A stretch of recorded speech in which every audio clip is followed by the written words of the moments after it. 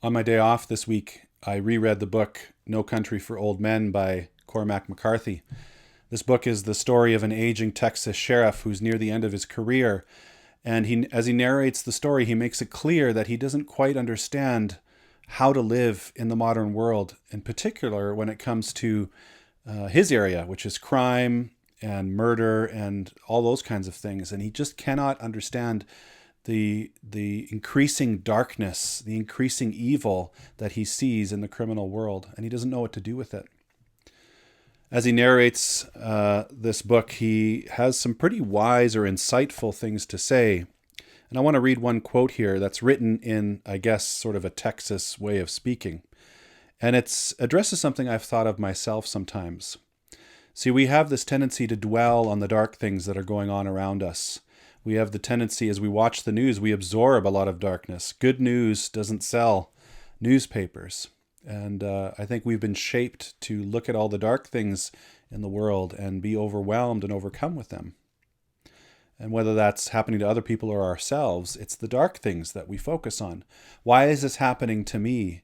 Why is God allowing this bad thing to happen? But seldom do we give credit to God for the good things, I think.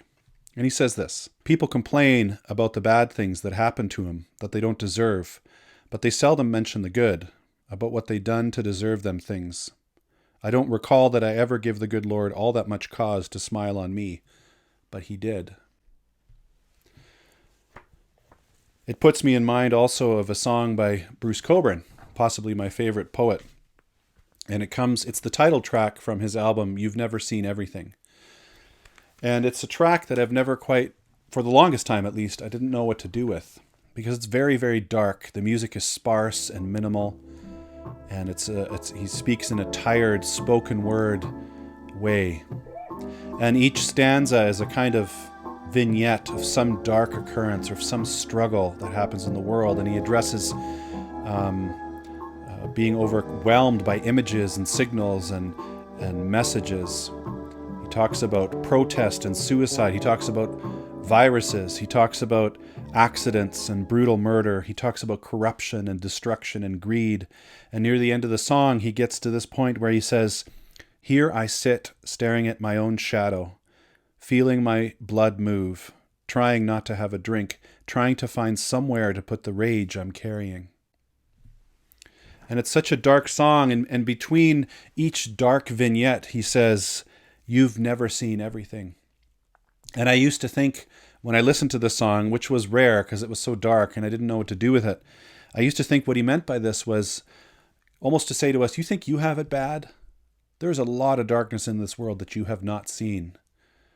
There's a chance that there's much that you haven't seen. You've never seen everything. And I would rarely listen to this song because it's not particularly melodic, except for the chorus. The chorus is this beautiful reprieve in the midst of this dark song. And it says, "Bad pressure coming down. Tears, what we really traffic in. Ride the ribbon of shadow. Never feel the light falling all around." And it suddenly dawned on me one day what he was saying. He was saying, the things we haven't seen, the thing that we haven't seen is the light that's falling all around. See, we tend to ride that ribbon of shadow. We tend to ride the darkness and focus there. And so when he says, you've never seen everything, he isn't talking about the dark things in the world because we've seen so much of it and we're seeing more and more of it. He's saying we haven't seen the light. We haven't felt the light that falls all around us. What are you seeing these days? What are you feeling? Chances are that you're feeling fear, frustration, maybe angry. You see a lot of sickness, or hear about anyway, sickness and death. You see a crippled economy, lost jobs. You might be hearing about dark conspiracies that you're not sure what to do with. You might feel anger. You certainly see it. We see violence. We see senseless murder. Now, we've always seen these things, and we've always tended to focus in on them. But I think in this season it's heightened. That focus is heightened. So what do we do? How do we do what Paul tells us to do in 1 Thessalonians chapter 5? How do we rejoice always? How do we give thanks in all circumstances?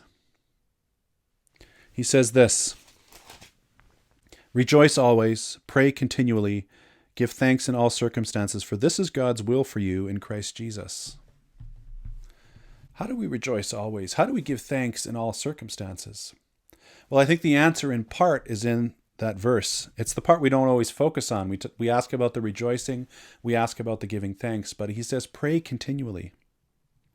Pray continually and ask God to give you eyes to see the light. Because we might not be able to see it on our own strength or our own power with our own eyes. I think of Psalm 27, verse 14. Wait for the Lord. Be strong and take heart and wait for the Lord.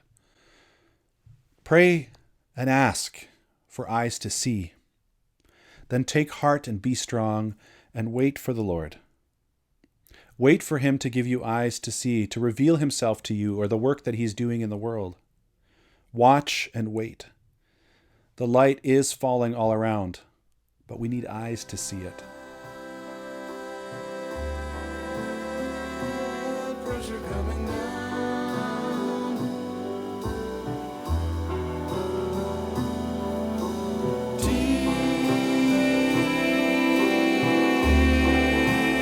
Tears when we really traffic in.